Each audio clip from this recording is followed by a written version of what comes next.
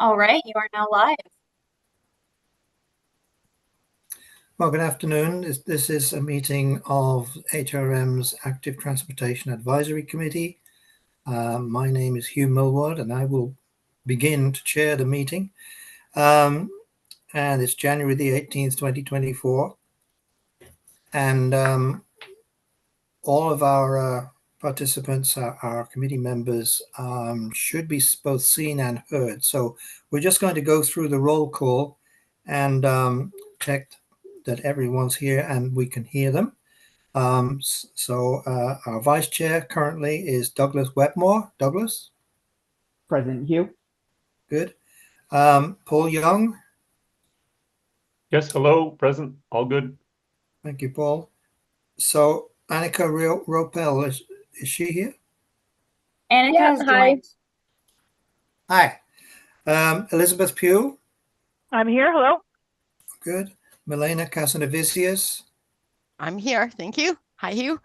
Thank you. Michelle Mahoney? Yes, I'm here as well. Thank you. Thank you. Miles McCormick? Present, Hugh. Thank you. Brittany McLean? I'm here, Hugh. Thanks. Brittany. Holly Woodill said she would be late, but she hopes to join later. And we've had regrets sent by Peter Zimmer and Councillor Patty Patel. Our support staff are Elizabeth McDonald, the Legislative Assistant, and David McIsaac, who is Manager of Active Transportation. David, can we hear you? Yep, I'm here. Very good, thank you.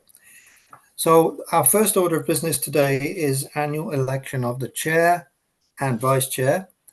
We are required to elect chair and vice chair every year.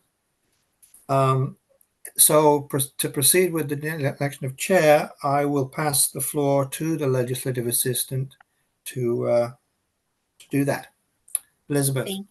Thank you, Hugh. So I will open the floor for nominations for the position of chair of the Active Transportation Advisory Committee. And reminder, you can nominate someone else, or you can also self-nominate. This is Milena speaking. I'm very, very happy and content with our current chair, Mr. Hugh Millward. So I would like to nominate him.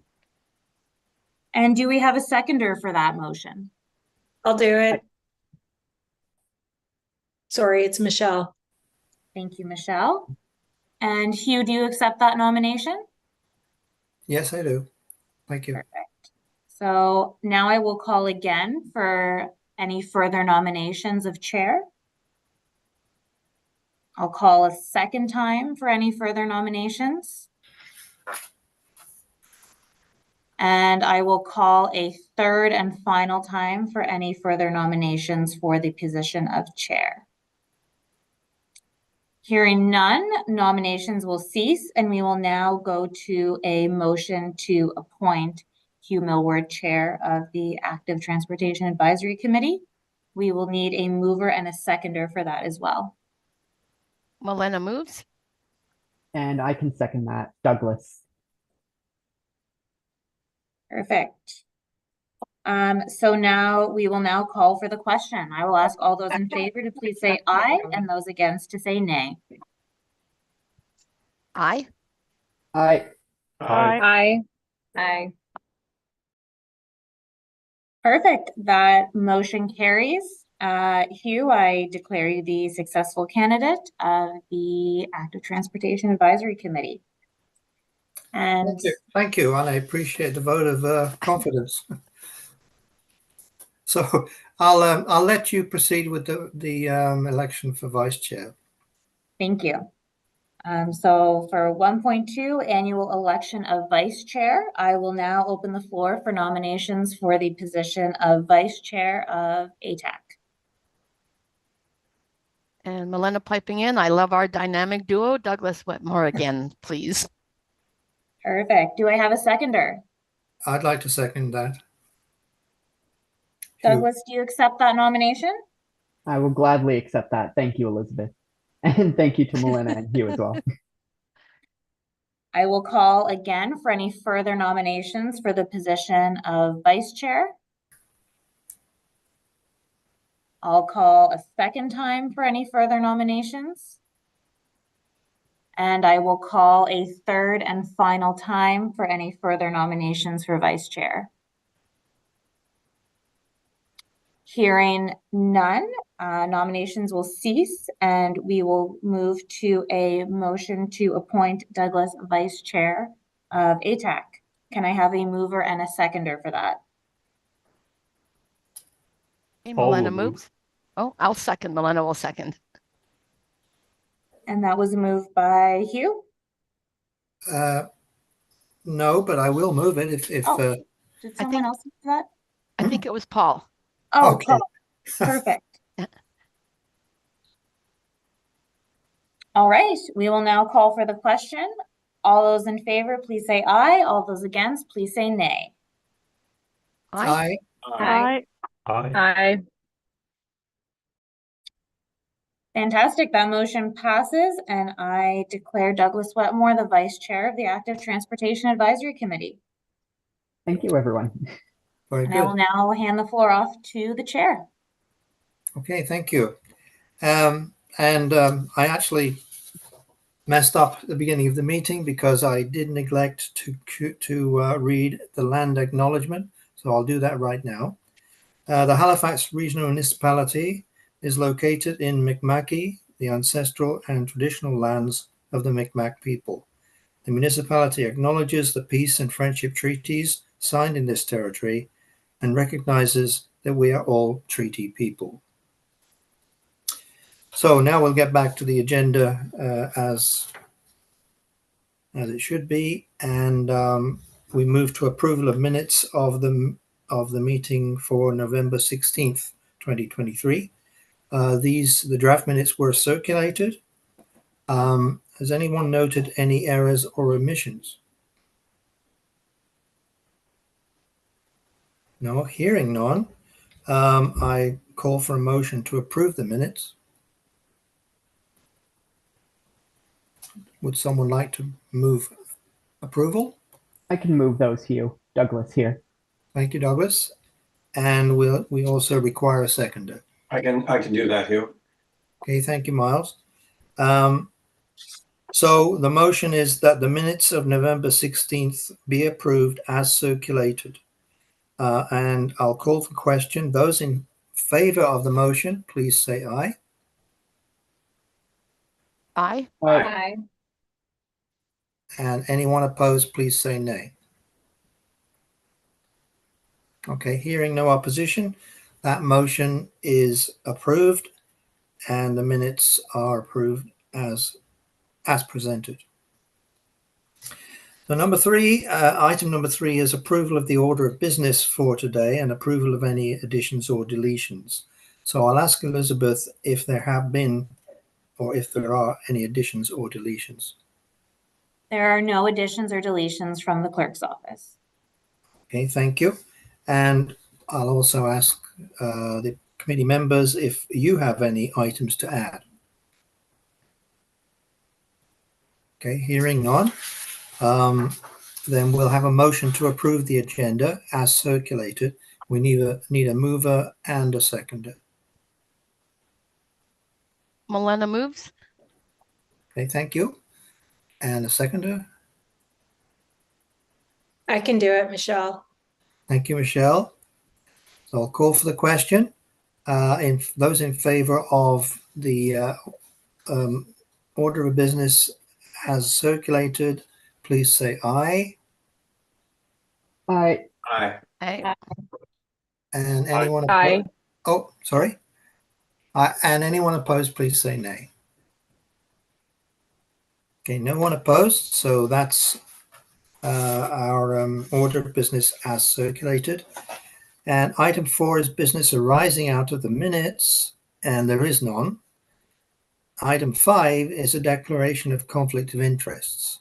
If you feel you have a conflict of interest relating to the agenda or any agenda item, this is the time to declare it. Okay, that's good. No one has a conflict of interest. Item 6 is consideration of deferred business, and there is none. Item 7 is correspondence, petitions, and delegations. First correspondence, Elizabeth, has there been any correspondence received? Correspondence was received and circulated for item 7.3.1. Right, correct. Petitions, have there been any petitions received at the clerk's office? No petitions have been received. Okay. And which leads on to presentations, and we have a presentation from the Canadian National Institute for the Blind on Halifax cycling infrastructure guidelines, and the presenter will be Louis Greco. Is Louis Greco with us here? He is in the meeting. I'm just promoting him to a panelist, so he'll be able to speak. Okay.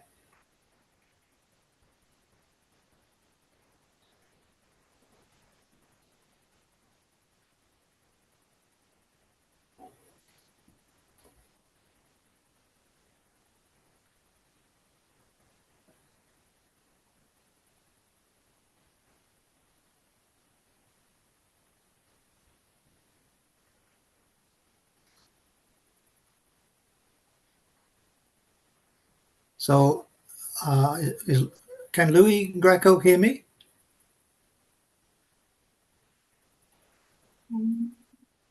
I see his microphone is off.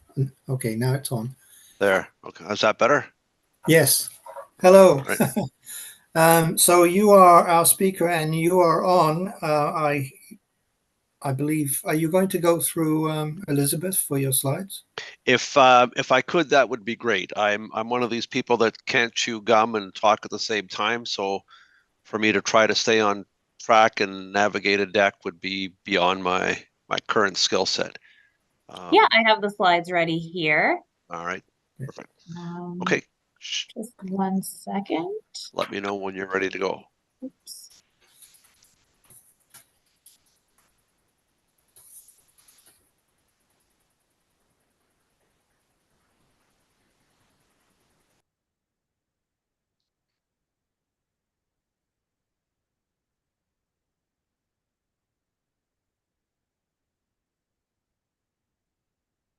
All right, can everyone see my screen? Yes. Okay. Perfect. So we're just on the first slide there, and you can just let me know, Lou, when you want me to move to the next one. Okay, just give me a sec.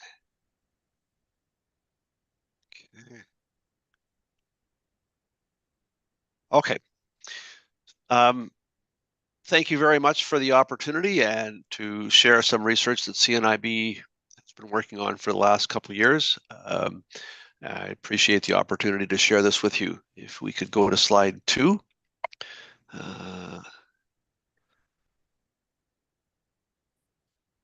So CNIB is a national organization. We offer services, a variety of different services to people who are blind and visually impaired, as well as deafblind across Canada. We've been around for over 100 years with our roots founded in both the Halifax explosion in World War I, as well as when serving blinded veterans that came back from supposedly the war to end all wars. We are keenly committed to advocacy to try and help Canadians living with sight loss live full and meaningful lives to the best of their ability. We'll go to slide 3, please. So I think it warrants discussing what we mean by the definition of sight loss. I know that many of you on this committee have some exposure to people who are blind, but I think for the benefit of the public, it's worth expanding on this. Most people that are living with sight loss do have some residual or functional vision. Less than 10% are people like myself who are completely blind, and the definition of legal blindness is either visual acuities of less than 20/200 or 10%, or a field of vision less than 20%. So that field of vision, by that, what we mean by that is the cone, or the paper towel tube that people have to try and perceive the world through. We'll go to the next slide, please. So in Canada, the four leading causes of sight loss is cataracts, just over 3 million people, age-related macular degeneration, a little over 1 million people, glaucoma, about 200,000, and diabetic retinopathy, about 750,000 people. Now, those numbers are based on the 2017 StatsCan survey. We're hopeful that within the next couple months, we'll be able to slice and dice the numbers from the recent survey that was released just before the Christmas holidays, and see how those numbers have changed. 40 million people living in Canada, and with aging, it's not much of a stretch to anticipate that number is going to increase. Our figures say by about 30%. And then disease will impact that number as well. We'll go to slide 5, please. In Nova Scotia, again, based on the 2017 StatsCan numbers, there's about 49,000 people in the province that are living with sight loss. And the rest of this content on this slide shouldn't have been there, my mistake, so please disregard that. And so we'll go to slide 6. And Elizabeth, please tell me if I'm not in sync with what you're doing. I'm trying to follow along, but sometimes it is, if I push the wrong key at the wrong time, it'll skip ahead. Yeah, So absolutely. thank you. So sight loss in public transit, for most, if not, well, I don't want to say all, but for most people that live with sight loss, public transit is the preferred way of getting around. Obviously, we don't drive, at least not yet. And as a result, we rely heavily on public transit to get to and from work, et cetera, et cetera. In 2022, Infrastructure Canada had a call for proposals, and we applied to do some research on how island bus stops, floating bus stops are being perceived and impact people who are blind or partially sighted in their journeys. And we'll go to the next slide, please. So what is it about this infrastructure that makes it challenging for our population? And we'll go to the next slide. So we undertook the research that we did basically was to do a study. The study was specific to island transit stops and specific to people with sight loss. And we have an example of what we mean by an island bus stop here in the picture on the bottom. And we'll go to slide 9, please. Just waiting for my notes to catch up.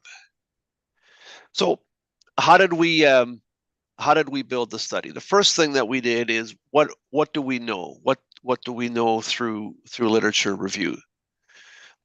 We then assembled an advisory committee consisting of eight Canadian municipalities, of which Mr. McIsaac was a contributor. We thank you very much for his and Mr. Nickerson's input as participants in that committee.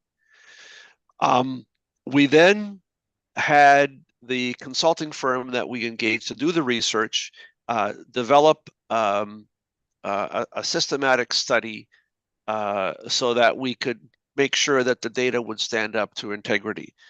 The company that we hired, WSP, has done similar studies in other jurisdictions. So we thought that it was appropriate to leverage their expertise so that we didn't have to reinvent the wheel.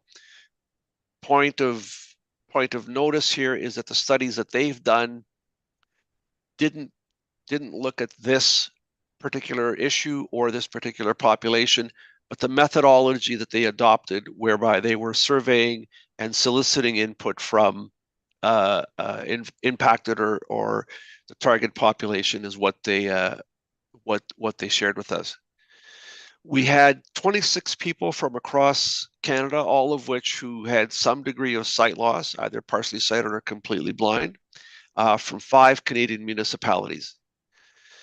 The way we did the assessments was we engaged one of the researchers from WSP.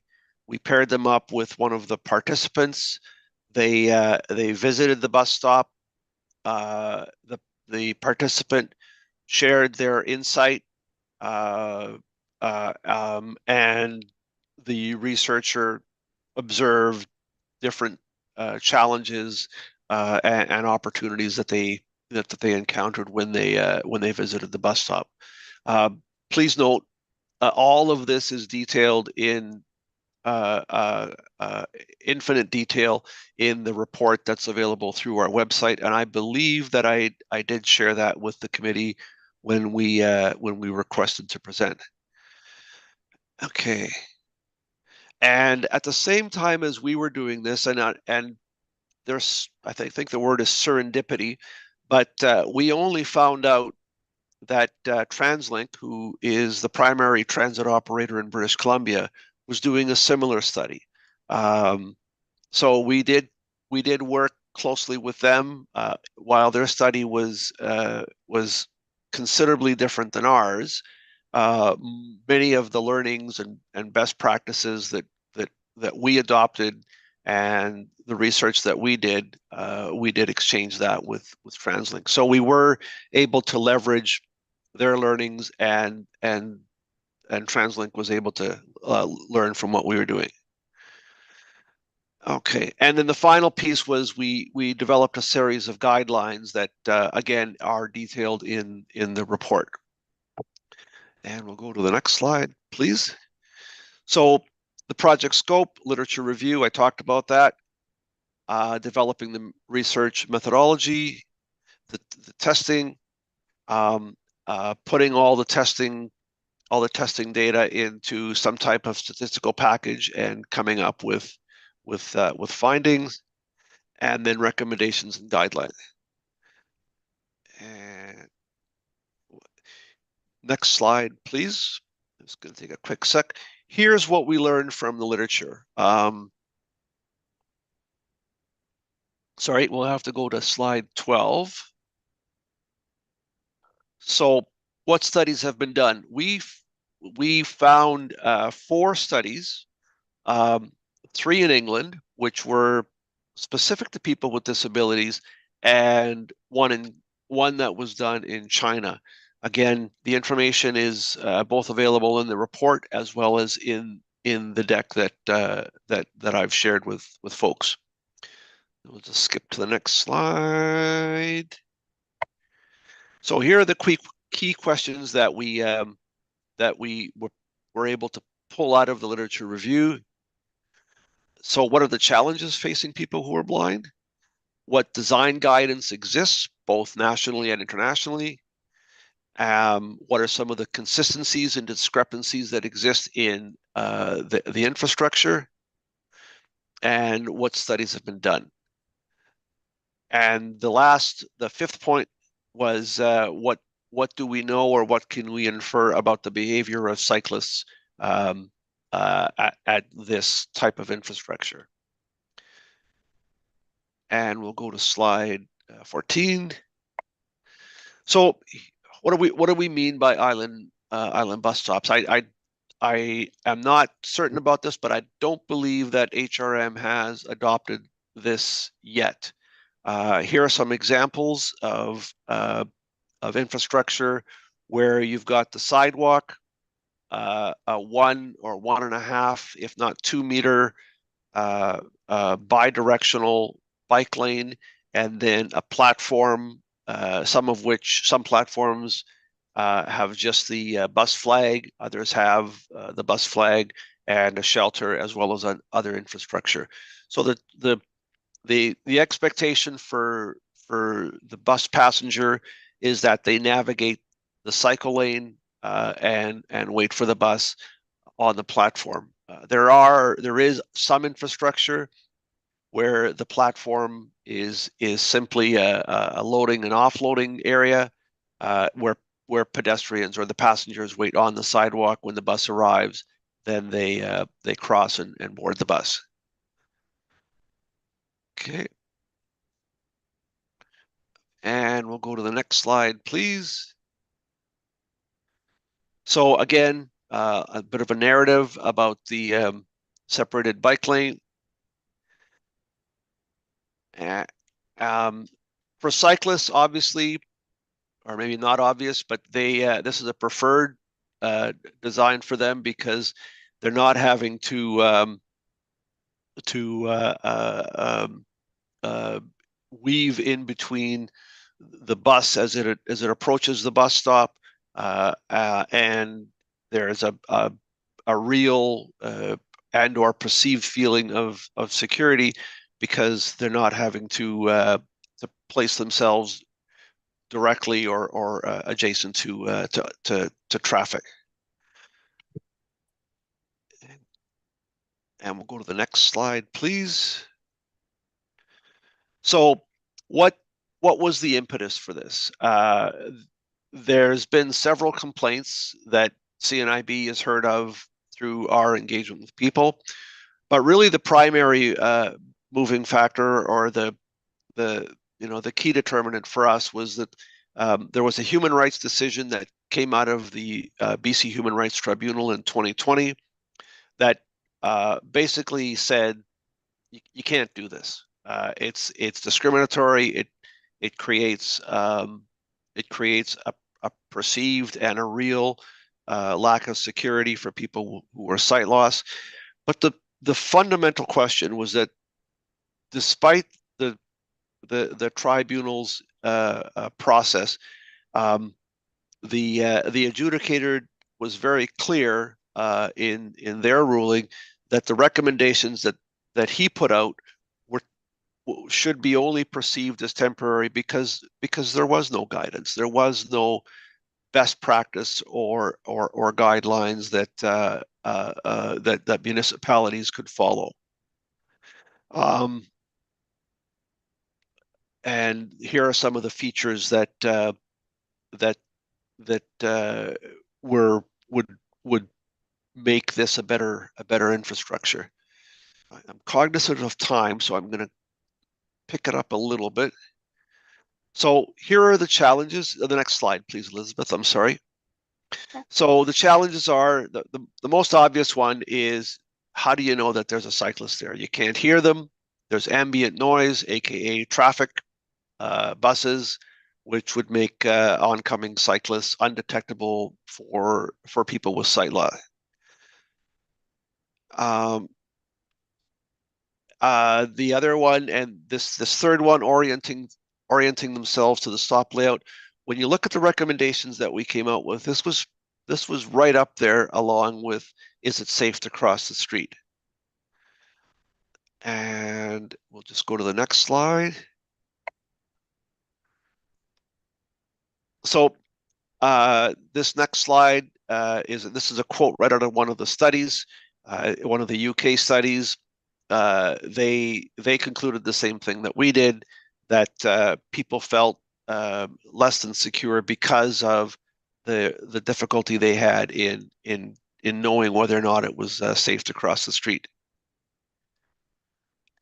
And we'll go to the next slide, please. So here's a summary of the guidelines, design guidelines that are currently available. TAC, or the Transportation Association of Canada, does have some guidance that it provides its members. The Ontario Traffic Manual, there's a segment or a publication that they have on guidance. BC they do have a similar resource. It's less than a guidance material because it is specific to their geography, and it was developed by the Ministry of Transportation in British Columbia. And then an organization in California, Alameda and Contra Costa, I think I said that right, and those were the only established guidelines that our friends at WSP could find. Okay, go to the next slide, please. And let me just see what my notes say. So I guess the most interesting thing is that no one can agree on what to call these things. Island bus stops, floating bus stops, et cetera, et cetera. It's difficult to come up with a standard guideline if the lexicon surrounding the infrastructure is ambivalent. So how are pedestrian crossings, aka the path that people follow from the sidewalk to the bus stop, how is that deployed? And how can bicycle speeds be managed, slowed down, or even stopped? And then the most important one for people who are blind is, how do you know where the bus stop is? And once you find it, how do you know? How do you orient yourself to the infrastructure? And we'll go to the next slide, please. Okay, so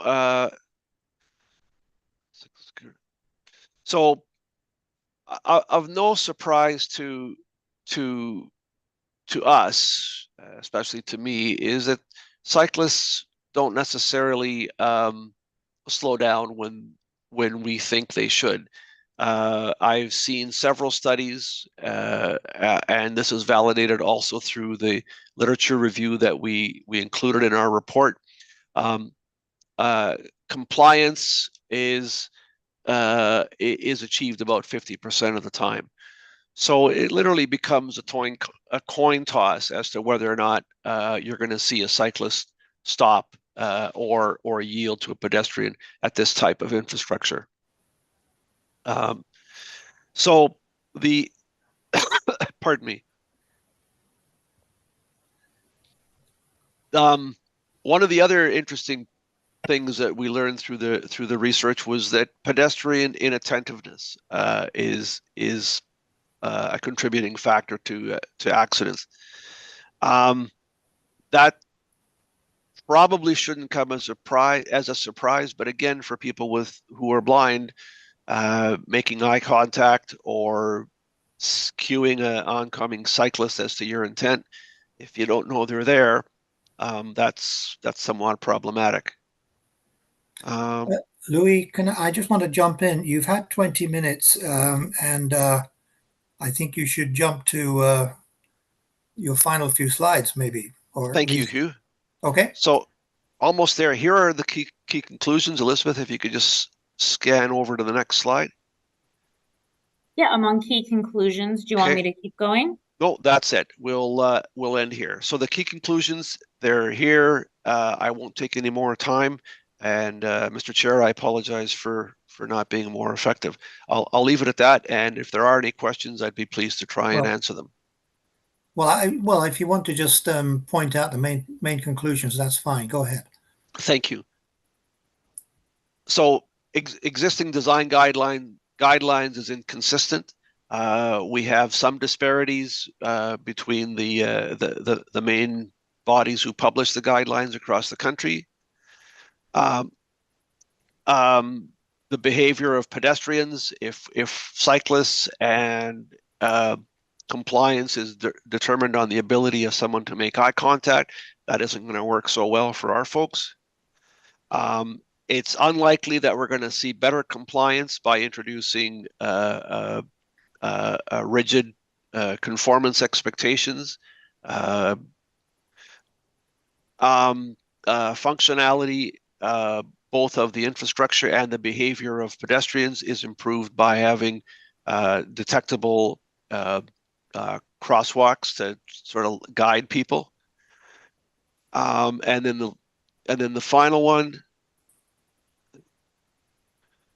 and where high volume infrastructure exists, where you've got both many buses and many people, that can be somewhat problematic, and that really needs to be thought of carefully. The remaining slides, which I won't go into, basically are illustrations of the various the 5 different stops or bus stops that we did the study at. So again, thank you for the opportunity, and again, I'll answer any questions if there are any. Thank you very much. Yes, I'm sure we have some comments and questions. I'll go through the speaking list and just call on people to see if they have problems or questions. So we'll start with Douglas Wetmore. Douglas? Thank you, Hugh. I guess my main question, I'm a little confused by the presentation here. So I think it's clear that there is some noticeable problems with the current design, but I'm wondering if there is an ideal design, or if there was a design that worked best, or is the general consensus that bike lanes and bus stops are causing conflict and should be avoided? I'm just a little confused on what the kind of ideal messaging is there. So the short answer to your question is yes. In the forward part of our report, we strongly encourage municipalities to look for alternatives. Don't do it. It's problematic not only for people who are blind, but for other vulnerable pedestrians.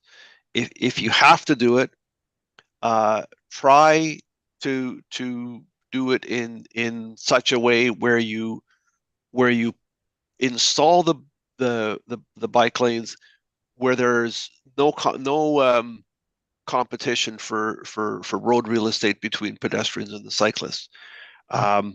If all of those things fail, I'm afraid that the scope of our study really wasn't broad enough to assess the effectiveness of different designs.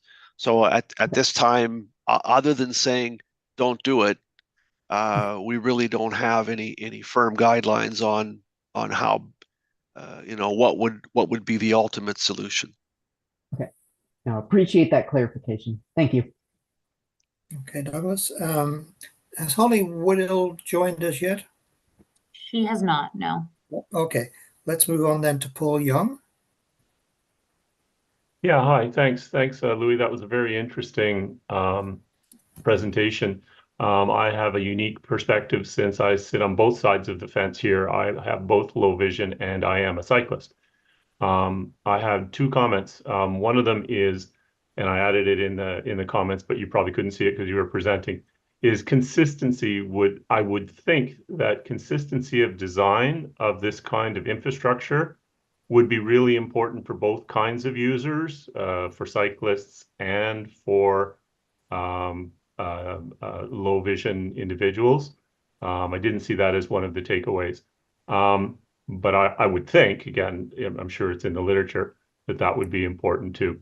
The second comment I had is a little bit more about, has this been seen as an issue in the HRM? Because I don't think the HRM has a lot of this or any of this. I think David could probably correct me.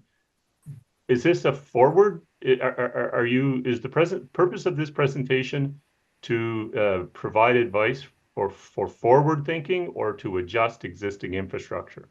I'll stop there. Thank you very much. I'm gonna weigh in and say that we've been sharing our report widely, and our goal is to further thinking. We hope that there are better alternatives. We don't know what they are. As to whether or not they exist in HRM, I think David would be better equipped to answer that than I would. Go ahead, David. Can you answer? Sure.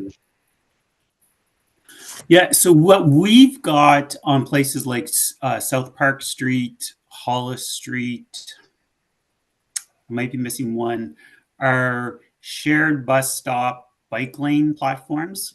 So those are there because we don't have the space to even kind of do the island kind of design. So an altered version of that is the so I mean there's lessons to learn, I think, from this study for those kinds of facilities as well. I think on Wise Road and maybe some road on the Bedford Highway, we actually have some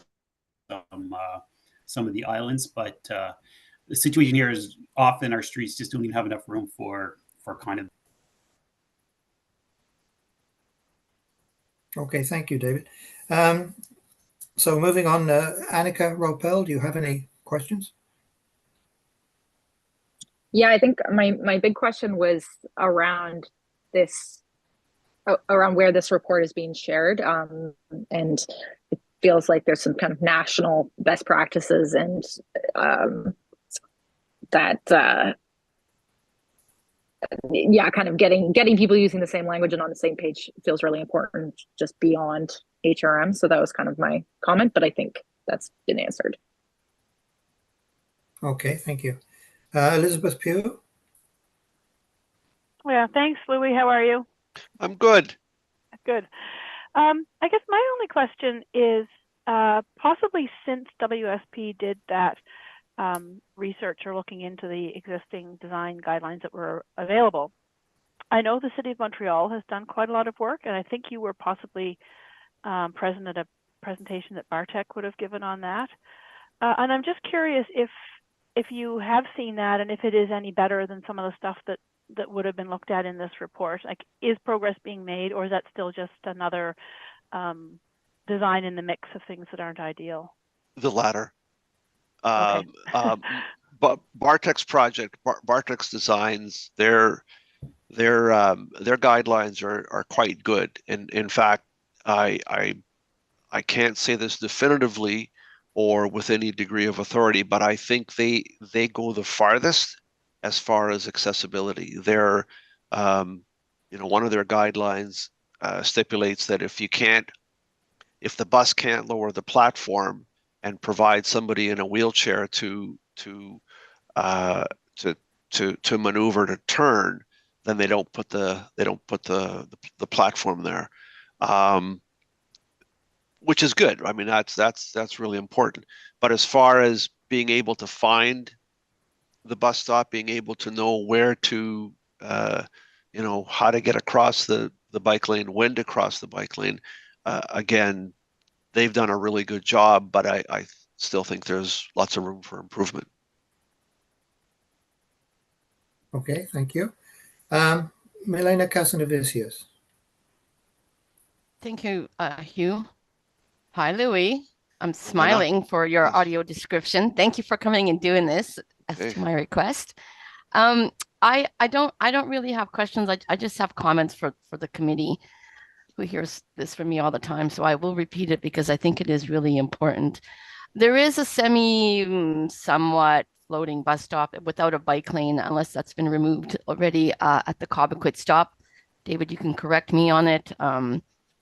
Where there's two lanes of buses and you got to cross over. I haven't been to Lower Sackville for quite a significant amount of time, but that was taking your life in your own hands, trying to cross over to the other stop, which is, if it's still there, like a floating bus stop. So that's a Cobequid, no bike lane there. Two, just there was a reminder, as I say to everyone, from the 2017 stats that Louis was saying on the peninsula here in HRM, we do have about 2,000 to 2,300 people, and those numbers are rising with newcomers from all across the country and other countries who are living with sight loss and blindness. I have constantly and consistently said I am a huge cyclist. I love it. It's great that we have protected bike lanes somewhat, but the infrastructure that is going in is causing havoc, not only with what is happening with bike lanes, especially raised ones, but to get to the bus, is extraordinarily dangerous when you cannot see and you cannot hear. And given the fact that there's so much construction, we are finding ourselves walking down the bike lanes quite often. And I can name at least 6 people, but I will not because they are my colleagues and I'm not giving out names, who have found themselves on a bike lane, particularly when it's snowing and the snow removal hasn't been done properly. And the extension of the actual crosswalks with way too many tactiles.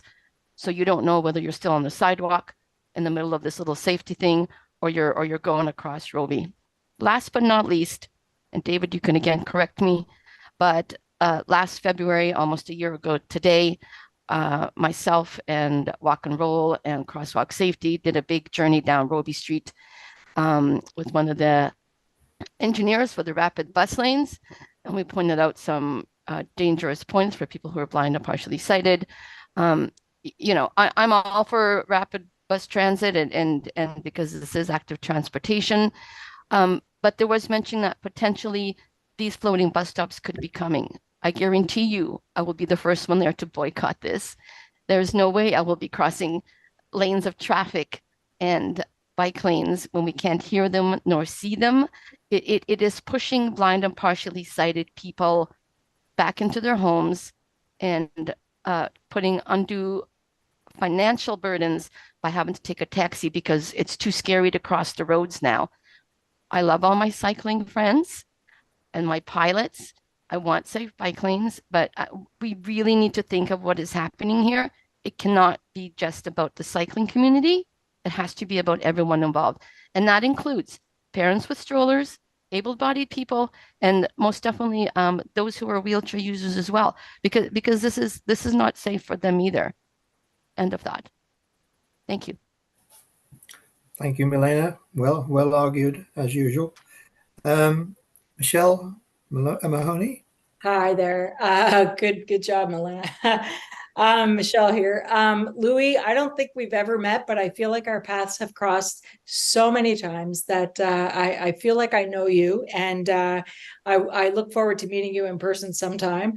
But great presentation. I'm trying to wrap my head around, and you know, sometimes I just need things really simplified, but I'm really trying to wrap my head around a floating island, and tell me if this, like, before the renovations were made at the Dartmouth Sportsplex or whatever it's called, it'll always be the Sportsplex, sorry.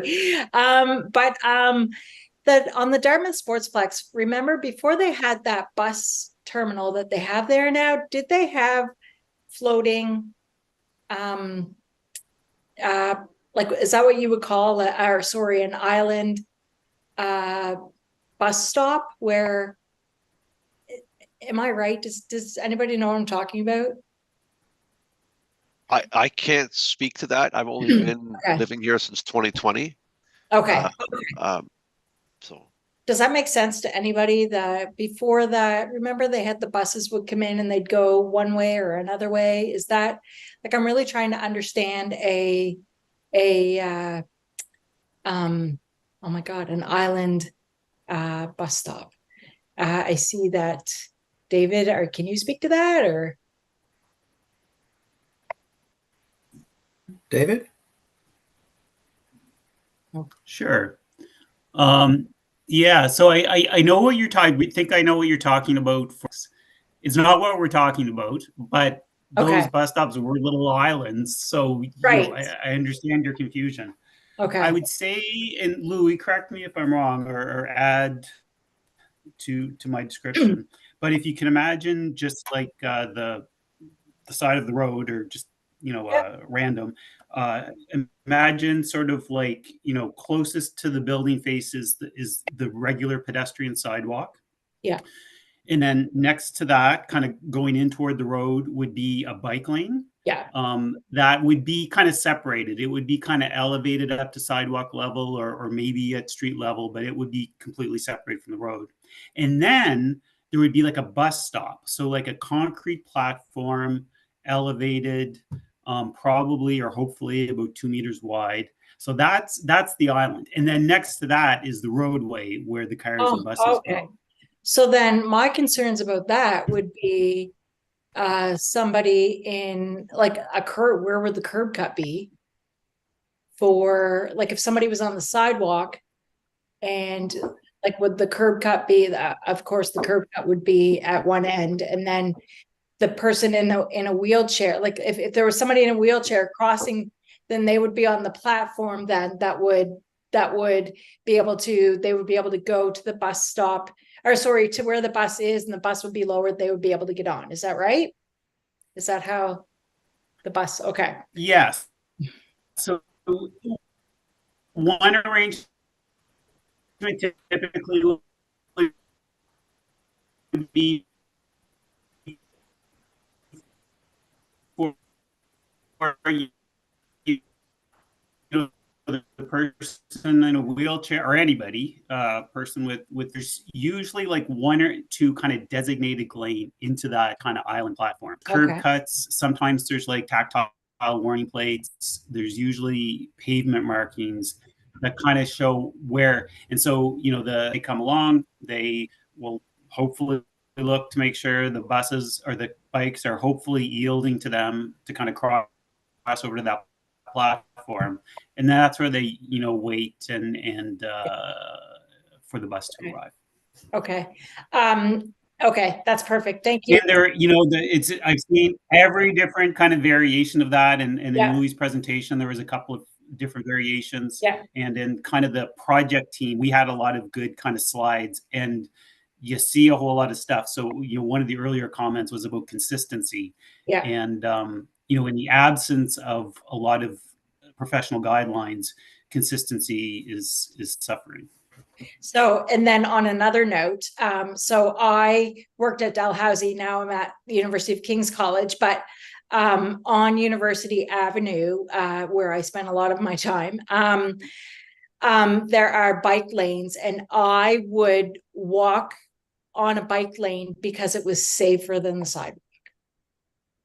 Which, you know, is, I mean, that's not good, but it was safer for me, but, you know, and hoping not to get hit by a bicycle, but,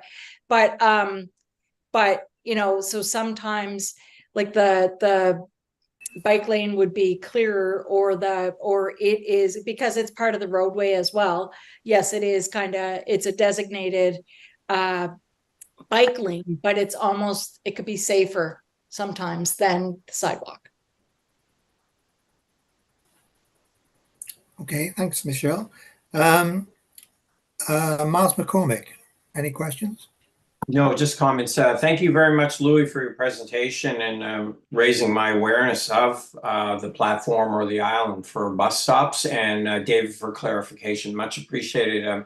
Again, I echo what David said. Consistency in design is something that's important as we go forward. So thanks, all. Thank you. And Brittany McLean?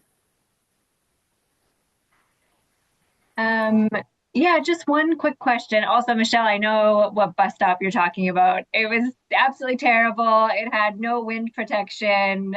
Very glad to see the new Dartford Sportsplex terminal go in when it did. Many, many hours spent standing in that freezing terminal. But no, I'm just curious. So I know just from a lot of our own advocacy and a lot of articles that, you know, these bus islands are an issue for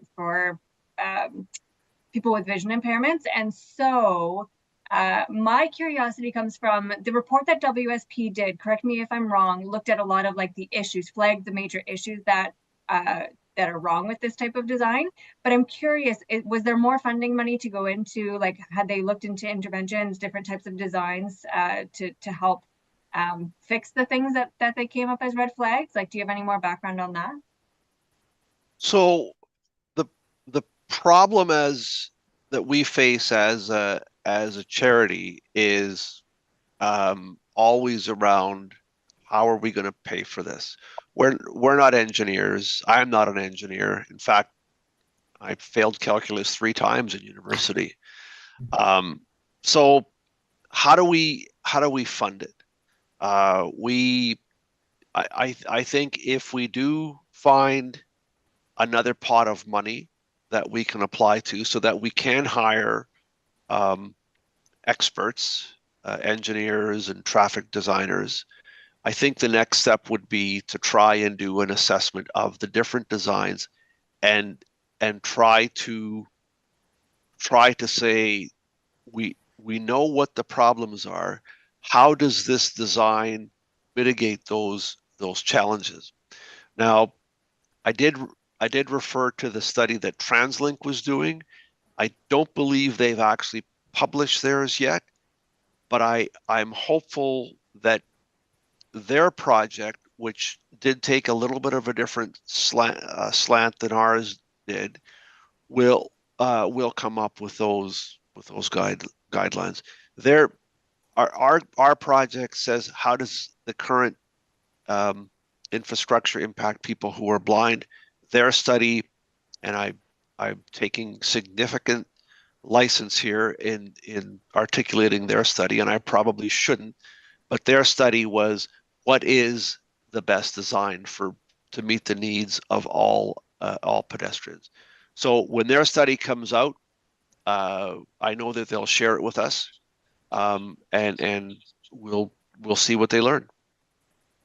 Yeah, thanks. I'll keep my eye out for that one. That was everything for me. Thank you.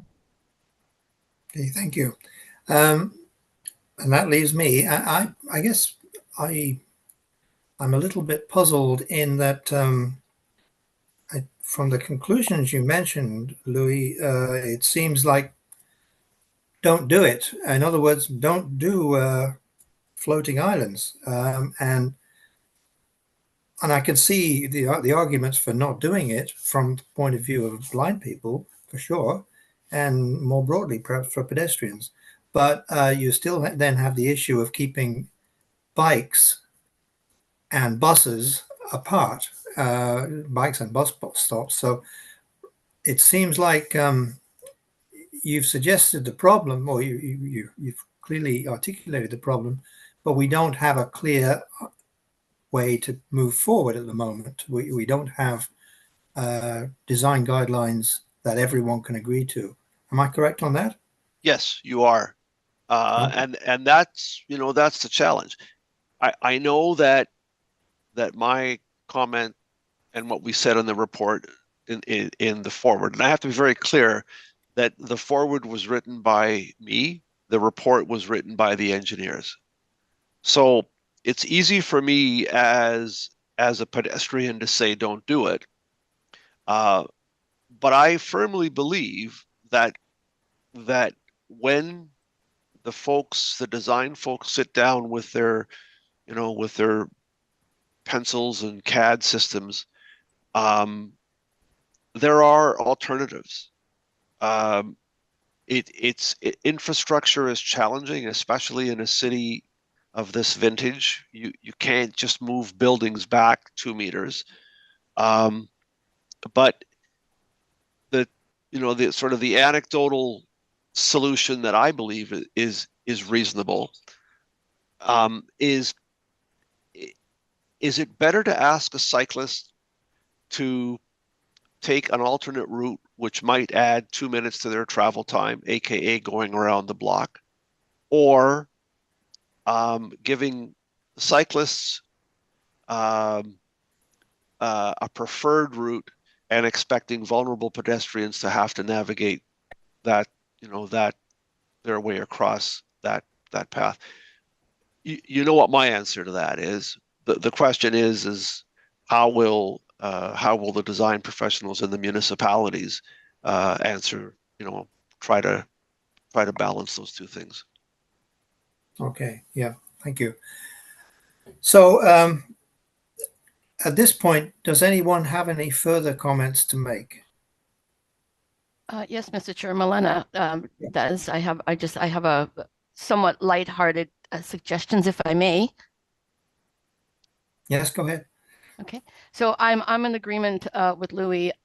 What has been put down already for bike lanes and bus lanes that are being shared will probably not be able to remove due to, again, financial constraints.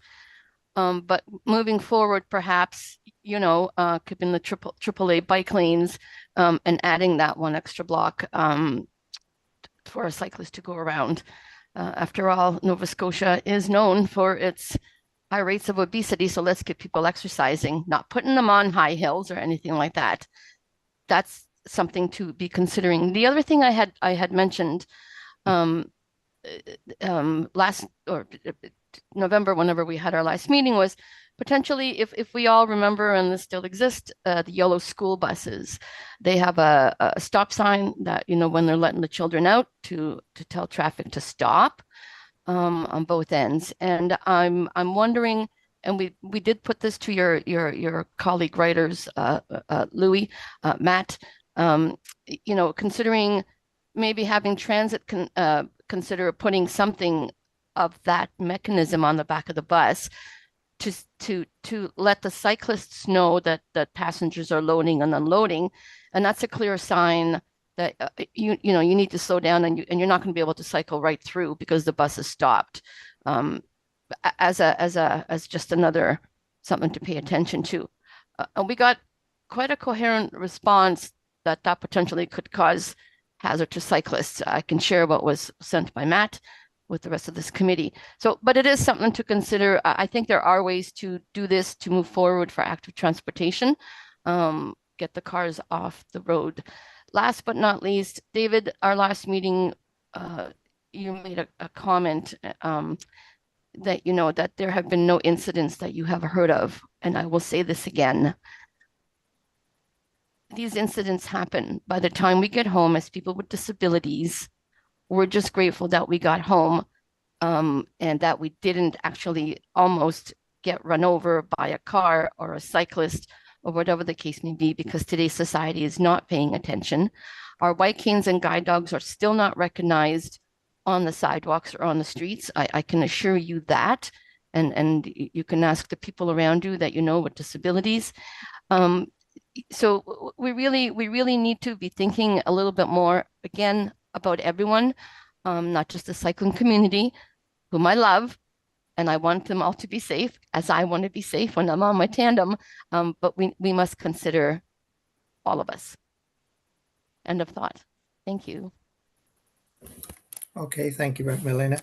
Now we had prepared a draft motion relating to this, and I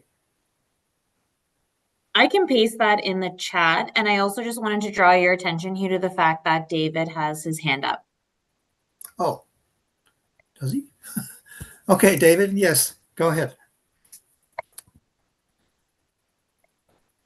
Thanks, you. God, I put it down now. I can't think. So I guess so. One, thanks, Louis and Milena. Like Louis, I don't know if y'all know, he's like a national leader in this work. He does a lot of work with the Transportation Association of Canada. In terms of who should do the next kind of batch of work on this, my perception is it should be like, you know, engineering, transportation, government kind of associations that should take the lead with the support and input from folks like Louis and Milena. We can continue to talk about that, but I think there's still, you know, a fair chunk more work to do on this. Elizabeth Pugh's quite involved in this stuff too. And what I really like, and what's super important for us professionally to find out about is like the evidence base, like what works, what doesn't, and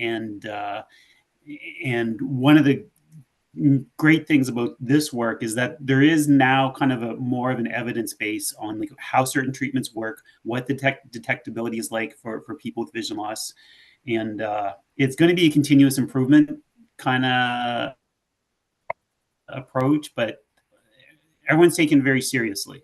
I can say, and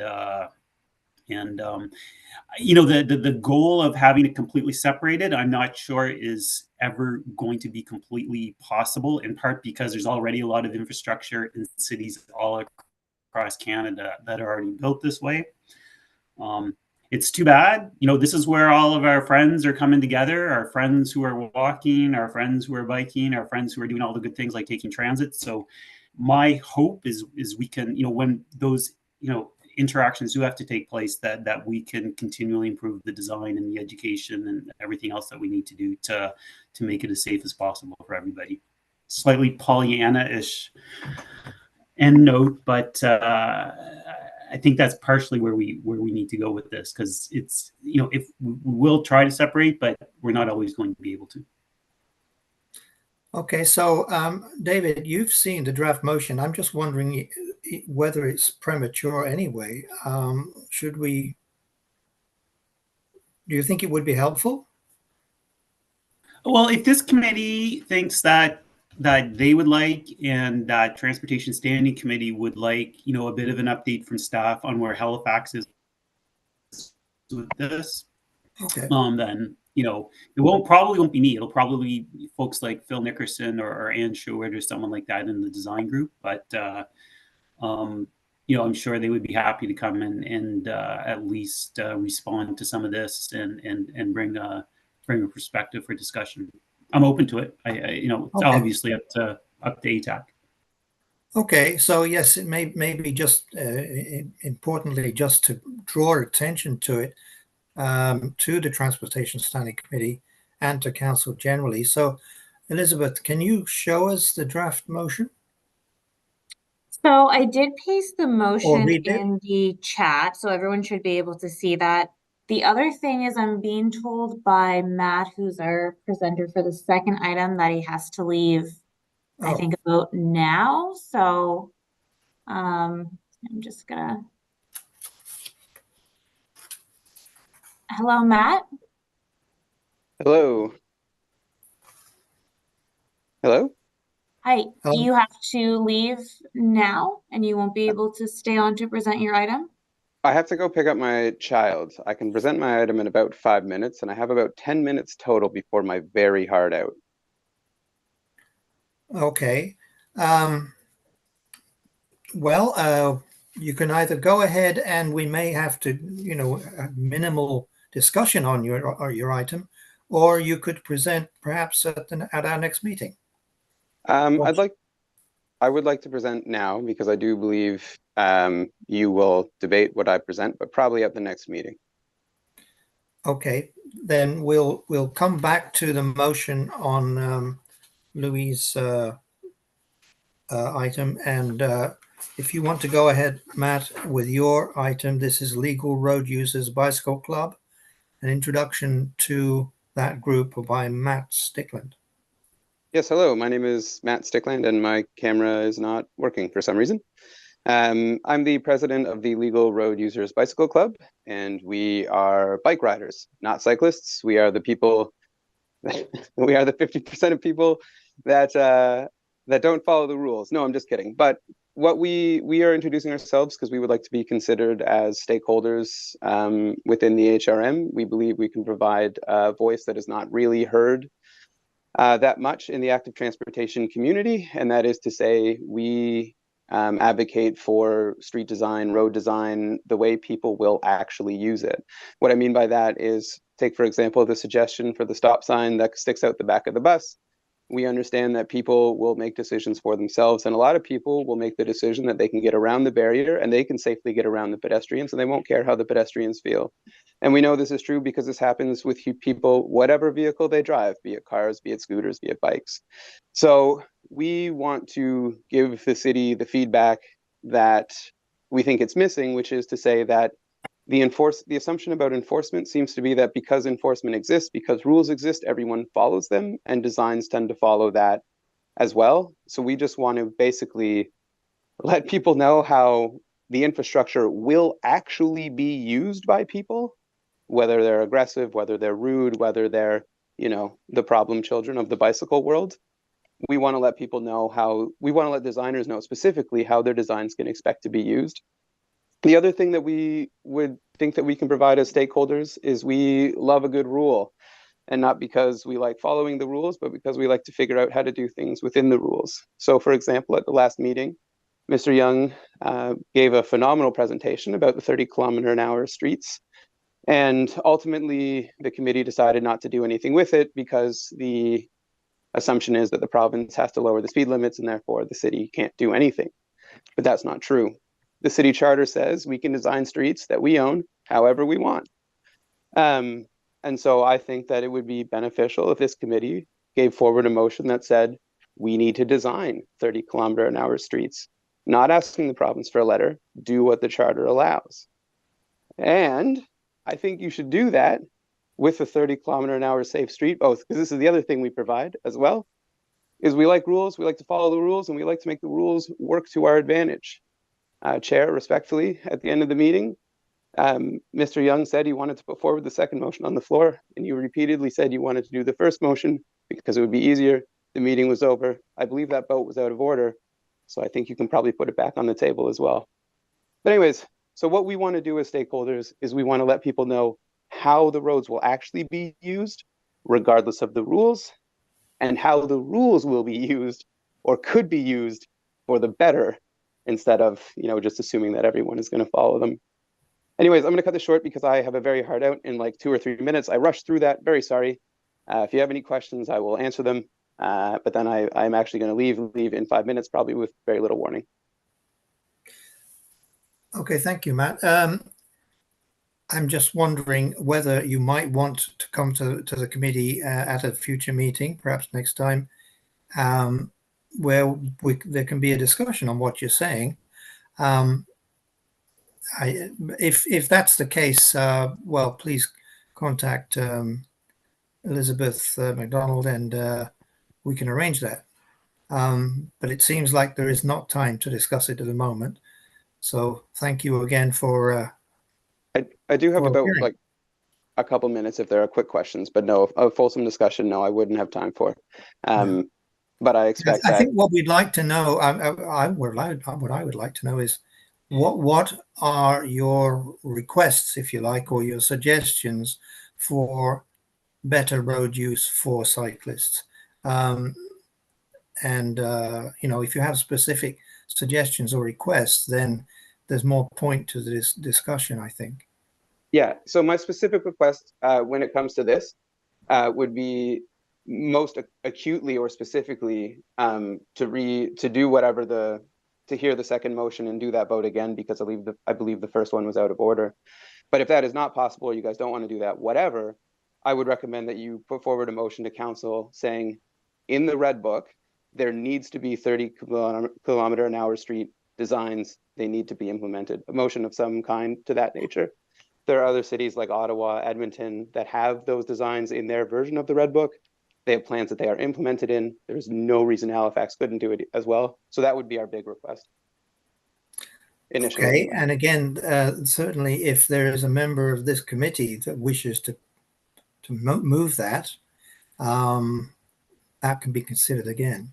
But any motion has to come from a committee member.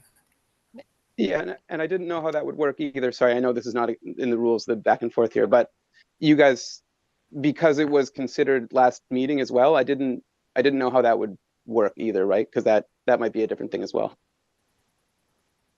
Mr. Chair, this is Milena. May I just have a moment? Yes.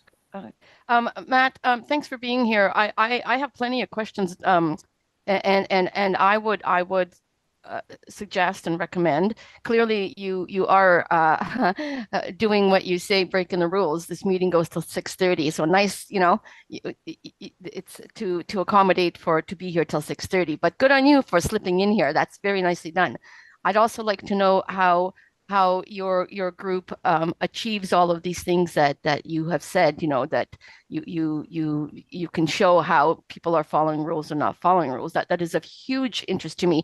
I would more than gladly support that. But I would urge you to please do come back next month, because I think you warrant the time and the discussion for this. You seem quite interesting, and my eyebrows are raised. End of thought. Thank you. I'm more than happy to do that. And just specifically to give you an example, the Motor Vehicle Act says that pedestrians are not allowed to ride side by side, and that they have to ride single file, and that they are allowed to take the lane. So one of the things we considered doing, and I don't know that we're actually going to do it or not, but essentially have commute rides where we all ride in single file, taking the whole lane on Portland Street during rush hour. And if the HRP accepts our invitation, we'll get some tickets, we'll go to court, we'll challenge the precedent, and then it changes. Essentially, we're focusing on bringing the conversation to the judiciary, because there's a bunch of people focusing on the legislative and executive, and there's no one really doing the judiciary work. So that's what we kind of do. Well, and that's what would be needed. So you bring in all of these, and that would be fantastic. Thank you. Okay, so it seems like we should let you go, but I do recommend then that you come back and where we can discuss your ideas more fully. Matt? No. Happy. Oh, has Matt left? Matt is no longer in the meeting. He just left. Okay, he's left. All right, fine. So with that, let's just go back to the presentation from Louis. Can you show us, Elizabeth, the draft motion? Yep, the draft motion I pasted in the chat there. I don't know if anyone has had a chance to see it or if it's coming up. Yes, I can see it. Shall I read it? Sure. Yes, please. This actually needs a mover and seconder, but I'll just read the draft motion.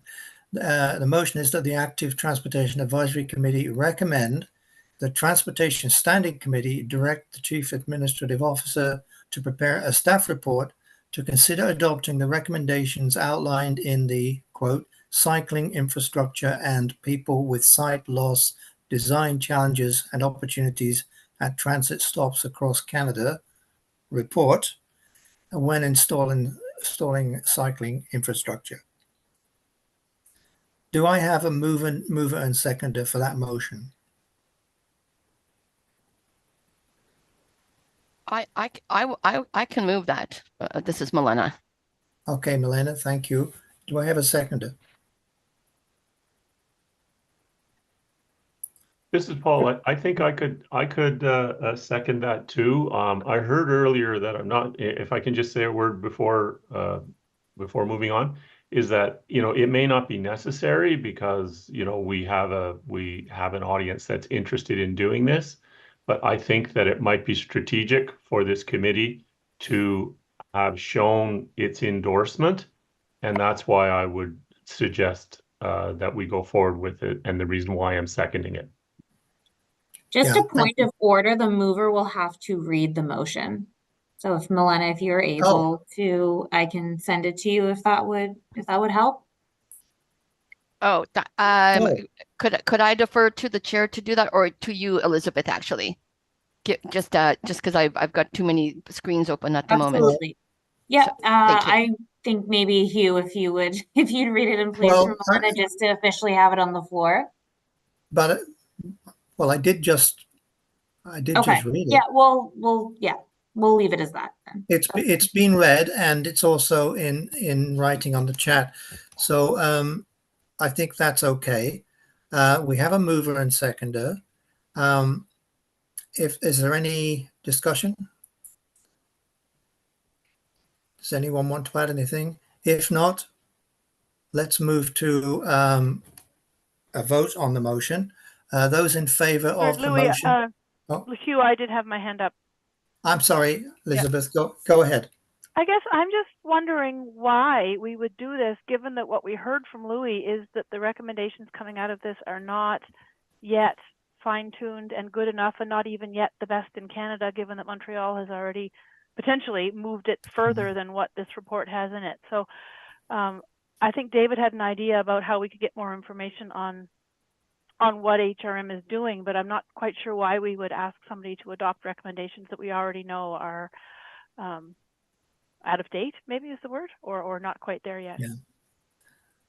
Well, if I could just respond, I think the point is to raise awareness of the issue and to allow staff in a staff report to further investigate the options and the alternatives. But that's not what the motion says. Not exactly, but it would certainly allow staff to do that, though. Okay. Well, I would entertain, I guess, if the mover and seconder are willing to entertain an amendment. do you have a suggested amendment, Elizabeth?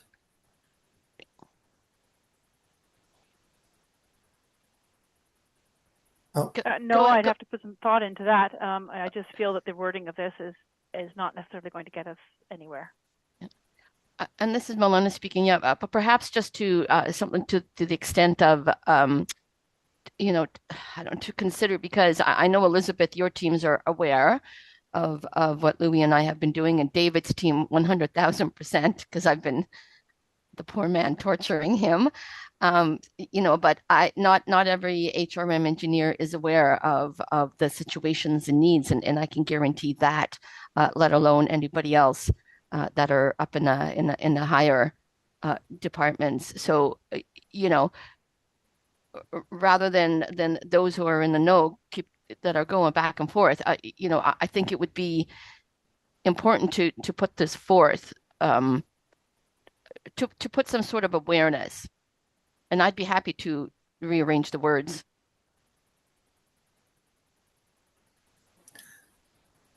Elizabeth, would you be happy then with a change in wording? Oh, I'm certainly happy with the concept behind this. Like I said, I think David did have some, some words when he responded to Louis that made sense to me. I just was concerned that what we're asking for here is not really quite right. Okay, I understand. Yeah, if we can the, fine tune this, I'm totally fine with that. okay, well, are we going to do that right now? David, I see your hand up. David? Thanks, Hugh. If I'm reading the room a little bit here, if we change the wording a little bit, that was something like sort of, you know, that Active Transportation Advisory Committee recommend that the Transportation Standing Committee direct the Chief Administrative Officer to prepare a staff report on HRM's work to facilitate or HRM's current direction on bus stops, bike lanes, you know, interactions in light of the report, cycling infrastructure, so and so. Would that get, like, what do you want to hear? Like, if folks are kind of interested in knowing, like, where HRM is this, what we've tried, what we're interested in trying, then we could do something like that. I'll leave it at that. I still think the motion as it reads allows you to do that. It will raise awareness of the issue to councillors and the broader public, maybe, and to the design professionals, and will allow options and alternatives to be considered. But I saw Louis Greco's hand up, but now I see Douglas and Annika. So, Douglas, your hand is up.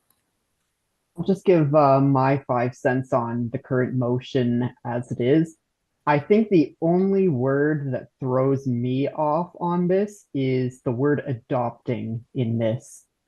If it were something along the lines of, help me out here, but the goal of this motion is to essentially inform our engineers and the people working on a lot of these projects that take place with bike lanes and buses.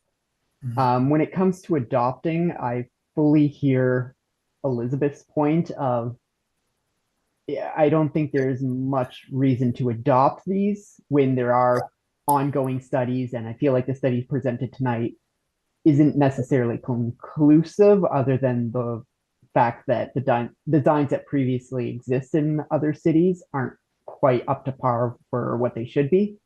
If it was something along the lines of, I don't know how to word this. Just delete the word adopting. How about just deleting the word adopting? Yeah. It still reads fine. Yeah, I would be fine with that. I would be fully supportive of that. Okay. Annika, what was your point? Yeah, Annika? sorry, just I actually had the same comment, but I was thinking replacing adopt with examine and expand.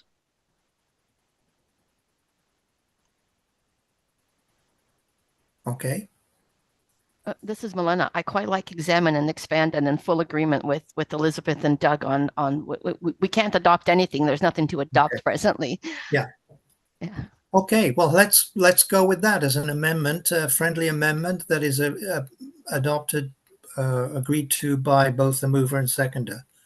Okay, So So for that, I can post the amended motion in the chat.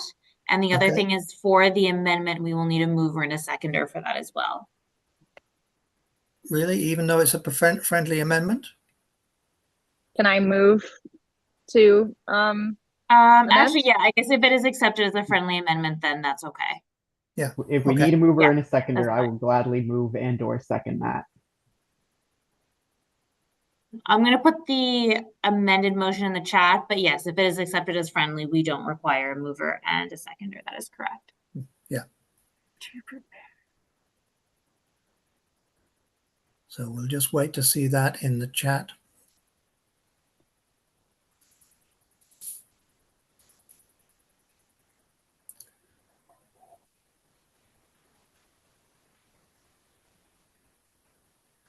And it was to consider examining and expanding, was it?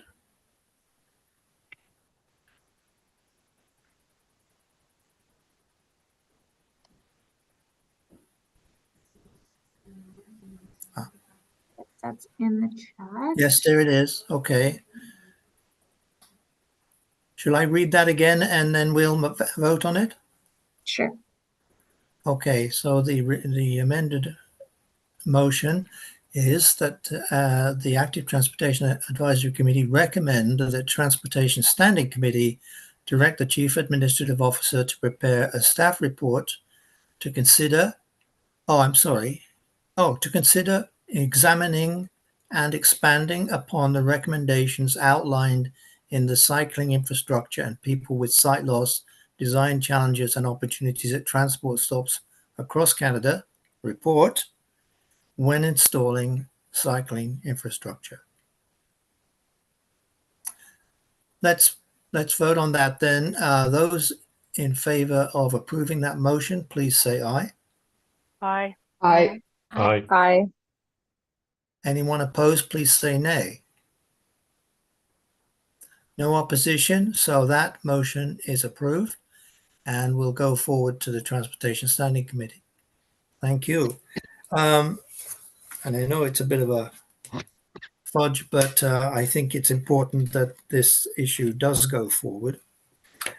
So let's move on to our agenda and where are we? So Matt Stickland, we've heard from, and I presumably we will hear more from him at a later meeting. So that was item 7.3.2. Item 8 is information items brought forward, and there are none. Item 9 is reports, and we do have time for a report from David McIsaac on staff issues and staff progress. David. Is Elizabeth's hand up, or maybe that's just a leftover? Yes, it is. I just wanted to bring your attention to the fact, as far as Matt Stickland's presentation goes, that as per Administrative Order 1, presenters can only come to the committee once every 3 months to present on the same subject. Oh. Well, if that is... The committee could certainly have a discussion at a future meeting, though, on what Matt spoke to. Yeah. Now, I'm just wondering, though, could we consider it as a continuation of the same presentation? Yeah, we can certainly have a discussion at a future meeting on his presentation, what he spoke to. We just wouldn't be able to, at next month's meeting, for example, invite him back to speak and present about the same subject. Oh, I guess my point, though, is because he ran out of time, I'm just thinking we could have him back to continue that item next time. We could have a motion to defer his presentation, or that his item. Okay, I suspect he would like to come back next meeting rather than wait 3 months. So what exactly do you want from me? You want a motion to defer his item? I can motion to defer his And presentation.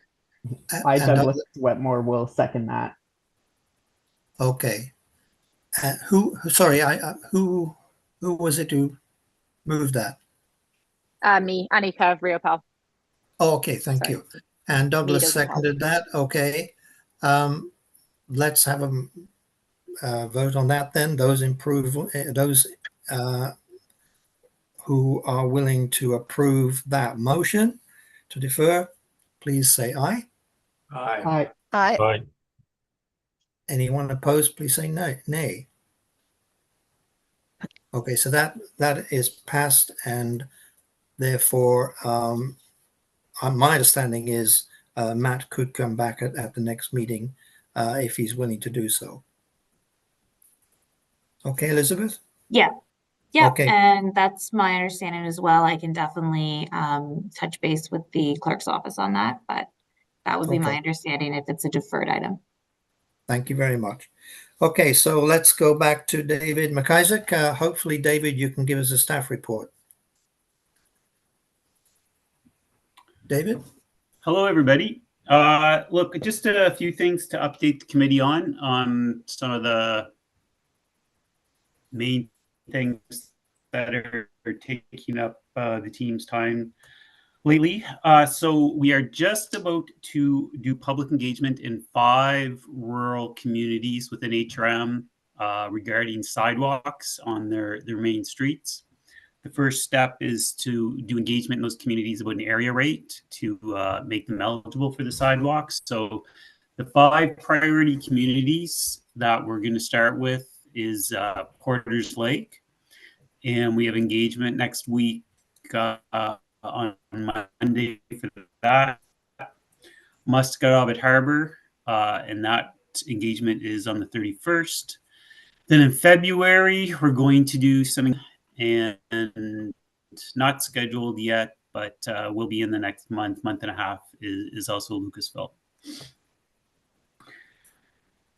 And if you're interested, I don't know if mostly that engagement is focused on property owners and residents. It's not looking at what the facility will be and what it will look like and what side of the road it would be. It's just really on trying to figure out what residents think about adding an area rate in order to become eligible for it. And then also their idea on what the area rate boundary should be. So I get to go and we get to go and talk about raising taxes in 5 rural communities in the next 6 weeks. Next thing is on Tuesday at council, there will be a report called the New Sidewalk Level of Service Report. And that's going to basically set a 10-year target and identify the budget needed to fill in high need gaps in the sidewalk network in HRM. There is about, give or take, 160 kilometers of streets that don't have sidewalk that really should. So these are places that with transit stops, these are places with stores, these are places close to daycares, schools, those kinds of things. And mostly in places where, they just weren't required to be built in the 60s, 70s, 80s, or in places where the city is kind of grown out and what used to be rural roads with ditches are now, more suburban streets with shops and transit and that kind of thing. It's a huge infrastructure deficit. And so we're just going to put to council, this is what we think we can get with what's in the budget plan and see how they feel about that.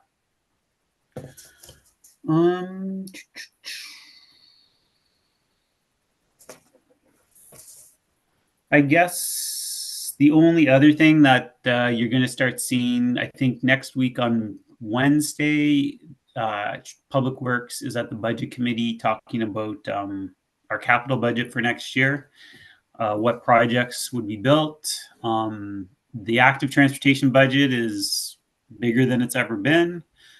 And if folks are interested in that and want a bit more detail, let me know and I'll send you some links. But if you look at the agendas on the website and look for Wednesday morning next week, the 24th, there'll be a presentation there from Public Works, and it'll include some budget information, some results information, that kind of thing. And that is what I have to contribute for tonight. Okay, and let's just see if anyone has any questions to put to you right now, David. I think rather than trying to go through the whole list, let's just see if anyone has their hand up and with a question for David. Annika, I see. Go ahead. Annika? Sorry, my mute button disappeared there for a sec. Yeah, I don't have any questions specifically on that, but I did want to just make a statement about the accident on Gottingen and Charles that took place last weekend, which is at that intersection that we had discussed at the last ATAC meeting about being a new cross path for the proposed the bridge interim bike connector. So, you know, we flagged that was a really dangerous crosswalk. And I just wanted to say that, like, that incident, I know it was early in the morning. I know what the sun looks like when the road's wet in that spot. And I don't know what happened at that accident, but yeah, anyways, I just wanted to really reiterate that I really want some consideration to go into that crosswalk if we are going to see an increased pedestrian or cycling usage in that area. Yep, noted. It's we are aware, and you know, as we kind of advance that's one of the factors. I mean, yeah, Gottingen is a tough street. Okay. Anyone else have a question or comment to David? I have one. David, with regard to the micro-mobility bylaw relating to e-scooters, signs have now gone up on some multi-use pathways, or greenways as they're called. Those running through parks, several have been designated as open to e-bikes, and the signs have gone up that they are open to e-bikes, but there's no mention of the 15 kilometer an hour speed limit that the bylaw requires. Will that be corrected, do you think? Yeah, I think it will. I will get a few more details for you and report back at the next meeting. But I think what I had seen is that they were looking at actually painting some of that information right on the surface as an alternative, just to see what kind of impact that might have. So I'm pretty sure that is where they're heading with it. And there may be signs going up as well, but I'll have to come back to you on that, Hugh. Okay, that would be good. If any further information would be appreciated. I know several people have concerns about this. You know, it's the usual thing of possible conflict between pedestrians and, in this case, scooters. So, any more questions for? Oh, I see Elizabeth Pugh has your hand up. So, would you like to go ahead? Yeah, thanks. I'm not sure if the rules are different from trails, but I'm pretty sure that if you want to be able to enforce a speed limit, there needs to be a sign. The road paint is not enough. So that's just, I guess, a comment. If you yeah, it's route, it may not be legit. in the park, it's the park bylaw that that sets that framework, and that's why it's kind of in their domain. So that's why I'm not 100% up on the exact. Okay.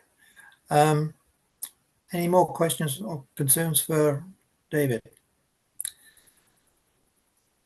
Okay, if not, we can draw our meeting to a close. I do need to add date of next meeting, which is February the 15th. And I can tell you now, I've got a feeling, I think I will be here. I may not be here. I'll have to check on that. So adjournment, all we require for adjournment is a mover. I can move that, Hugh. Douglas here. Thank you. Douglas moves adjournment. So that is the end of the meeting. Thank you everyone for attending and for your input. And hopefully we'll see you all in February. Thank you. Great to see you all. Great. Yeah, Take thanks care. Good everybody. evening, everyone. Okay, bye now. Bye. See you next month. Bye-bye.